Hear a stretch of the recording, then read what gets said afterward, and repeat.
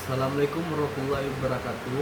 Perkenalkan, nama saya Ricky Ronaldo, mahasiswa Magister Pendidikan Dasar Universitas Terbuka dengan NIM 50119275. Pada kesempatan kali ini, saya akan memaparkan hasil dari tugas 1 mata kuliah studi komparatif pendidikan dasar di berbagai negara.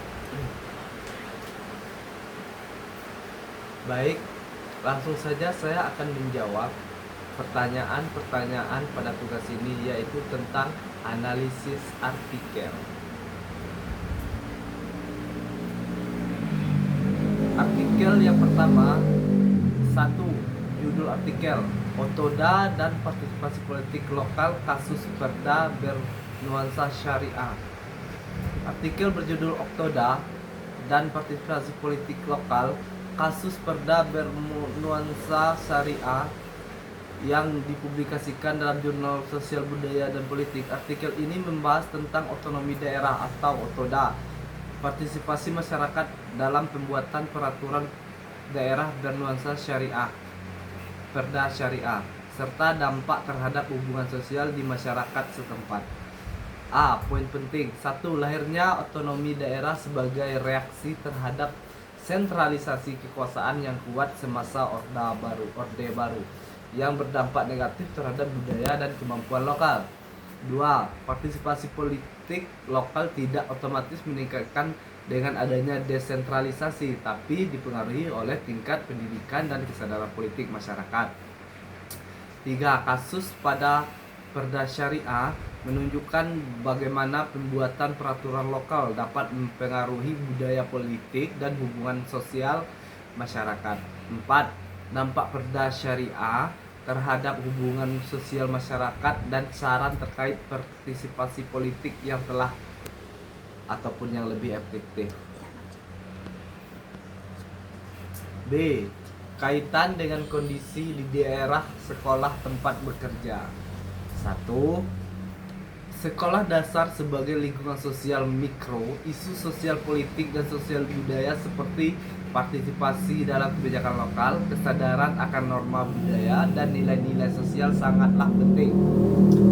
2. Penerapan nilai-nilai lokal termasuk norma sosial dan agama berdampak pada lingkungan belajar dan hubungan antar warga sekolah, guru, siswa, dan orang tua.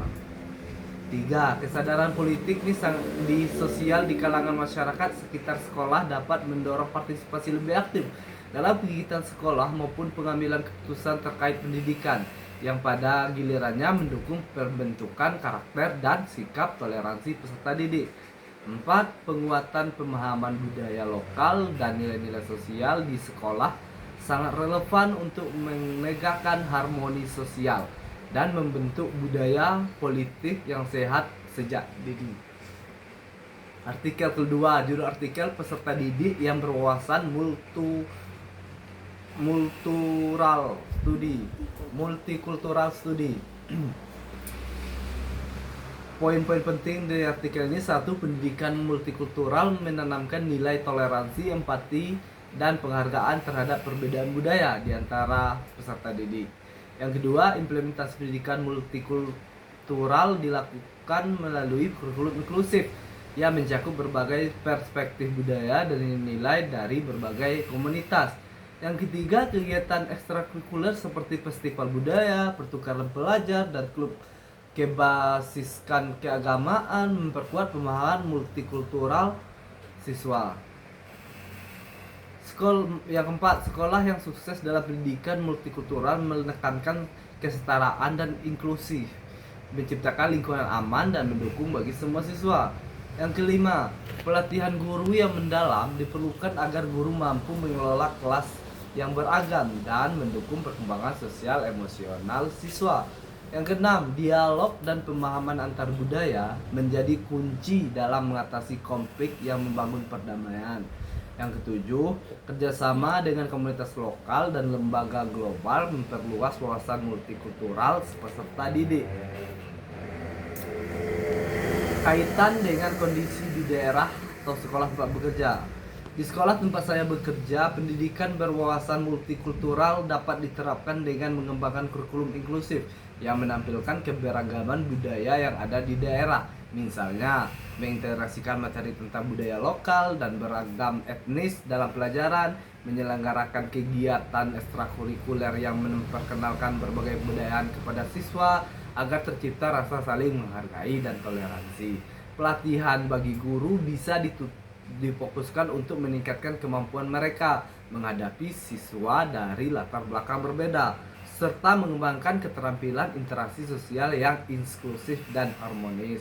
Hal ini juga dapat memperkuat kerjasama antara sekolah dengan komunitas lokal yang beragam budaya dan latar belakang sosial, sehingga pendidikan multikultural menjadi bagian nyata dari kehidupan sehari-hari siswa dan bukan sekedar materi akademik. Dengan cara ini, lingkungan sekolah menjadi tempat yang ideal untuk menumbuhkan sikap saling menghormati dan merayakan perbedaan yang pada akhirnya membentuk masyarakat yang damai dan berkeadilan di daerah tersebut. Artikel ini juga memberikan pemahaman komprehensif tentang pentingnya pendidikan berwawasan multikultural dan strategi implementasinya dalam konteks pendidikan nasional yang inklusif dan adaptif di era globalisasi. Artikel ketiga, peran teknologi informasi dan komunikasi dalam pendidikan sekolah dasar. Poin penting artikel tersebut: artikel Jurnal Peran Teknologi Informasi dan Komunikasi dalam Pendidikan Sekolah Dasar membahas peran TIK dalam menggeser paradigma pembelajaran dari model berfokus pada guru menjadi lebih berorientasi pada siswa. Artikel ini menekankan bahwa penerapan TIK memungkinkan pembelajaran yang lebih fleksibel dan interaktif. Banyak sekolah sudah mengadopsi platform e-learning dan sumber belajar digital. Namun masih ada tantangan seperti infrastruktur yang kurang memadai, keterampilan digital pendidikan yang belum ditingkatkan, serta kesenjangan akses bagi siswa. Artikel ini menyoroti pentingnya pelatihan berkelanjutan bagi pendidik dan pengembang materi pembelajaran yang relevan untuk mengoptimalkan pemanfaatan TIK. Guru meningkatkan kualitas pendidikan dasar dan mempersiapkan siswa menghadapi tuntutan era digital. Kaitan dengan kondisi di daerah atau sekolah tempat saya bekerja, satu TIK menggeser paradigma pembelajaran dari berpusat dari guru ke pembelajaran yang lebih berorientasi pada siswa dengan pembelajaran yang interaktif dan fleksibel. Yang dua, penggunaan media pembelajaran berbasis TIK meningkatkan motivasi, keterlibatan siswa, dan daya tarik pembelajaran sehingga siswa lebih aktif dan memahami materi lebih baik. Dan yang ketiga, TIK memperluas akses pendidikan dengan menyediakan sumber belajar digital yang bisa diakses oleh siswa dari berbagai latar belakang.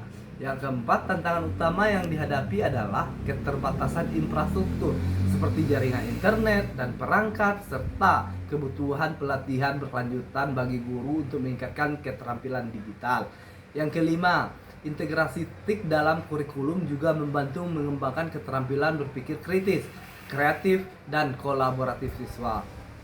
Yang keenam, pemerataan akses TIK perlu diperbaiki agar tidak terjadi kesenjangan pendidikan antara siswa di daerah yang memiliki akses lebih baik yang terbatas.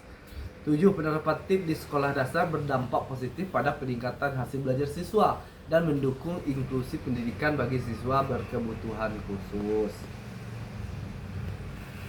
Artikel keempat, Systematic Literature Review, pendidikan multikultural dengan pendekatan filosofis, ideologis, dan agama. Artikel ini mengkaji secara sistematis studi-studi tentang pendidikan multikultural dengan pendekatan filosofis, ideologis, dan agama. Fokus utama adalah pada bagaimana pendekatan tersebut diterapkan dalam pendidikan multikultural, dampaknya terhadap siswa, guru, dan komunitas pendidikan, serta tantangan dan peluang dalam pelaksanaannya. Artikel ini juga mengidentifikasi kesenjangan penelitian dan memberikan rekomendasi untuk mengembangkan pendidikan multikultural yang lebih inklusif dan berbasis nilai global. Berikut ini adalah beberapa poin penting yang dibahas dalam artikel tersebut. Pendidikan multikultural menjadi pendekatan penting dalam mendorong inklusi sosial, toleransi, dan penghormatan terhadap keberagaman budaya, agama, dan nilai. Pendekatan filosofis memberikan dasar teoritis yang kuat untuk memahami makna keberagaman dan membangun kesadaran etis terhadap perbedaan. Yang ketiga, pendekatan ideologis berperan dalam pembentukan kebijakan pendidikan yang inklusif, fokus pada nilai keadilan, kesetaraan, dan transformasi sosial.